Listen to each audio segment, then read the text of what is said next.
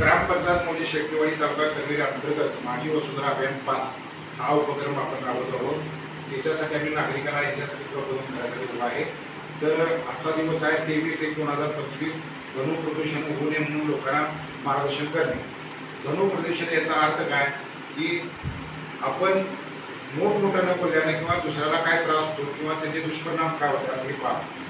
मानवी आरोग्याला कुठले कुठले परिणाम होतात. ताण, चिडचिड आणि नैराश्य येते. ध्वनी जास्त वाढला तर उच्च रक्तदाब आणि हृदयविकाराचा झटका येऊ शकतो. हे जादा आवाज थोडक्यात टॉलबी लावली दंगा आला तर हृदयावर त्याचं प्रेशराईज होते, आरोग्याला धोका आहे, झोप लागत नाही माणसाला, सर्वशक्ती कमी होते, बोलण्यात अडथळे येतात आणि वन्यजीव जे प्राणी आहेत त्यांना पुन्हा त्रास होतो. वन्यजीवनाच्या वावरावर आणि वर्तनावर परिणाम होतो. जे जंगलातले जे हत्ती, ससे, कोल्हे म्हणजे आपल्या शेतकऱ्यांना त्यांना जी जंगलात जी जनावर आहेत, मुख्य जनावर आहेत, कीड असेल काय असेल, त्यांना सगळ्यांना ध्वनीचा त्रास होतो आणि वन्यजीवनाच्या पैदाशीवर सुद्धा परिणाम होतो. म्हणजे त्याची उपलब्धता जी होत्या त्यांचं जशी मानवाची जशी निर्मिती होत्या तशी त्यांच्या जननशक्तीवर सुद्धा हा परिणाम होतो.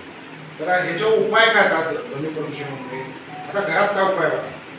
घरात गोंगाट करणाऱ्या ग्रोसरीच्या गोष्टी टाळणे. थोडक्यात घरात दगदग करून कुठलं टाळायचं. आपण टी व्ही मोठ्यानं लावायचा बंद करायचं, मोठ्यानं बांधणं बंद करायचं. घरगुती उपाय. शहरातला वाहतुकीचा आवाज कमी करण्यासाठी आवाज शोधून घेणारी कमी आवाजाची यंत्र बसवणे. शहरातील वाहतुकीचा आवाज कमी करण्यासाठी झाडे लावणे. झाडं सुद्धा झाडात आपण दार बंद केल्यानंतर कसं आत आवाज येत नाही तसं हवं कुठले असेल तर झाड लावलं तर झाडामुळे थोडा आवाज कमतो.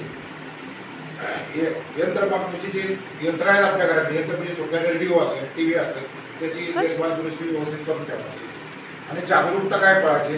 ध्वनी प्रदूषणाचे दुष्परिणाम आणि उपायाबद्दल लोकांना शिक्षित करणे.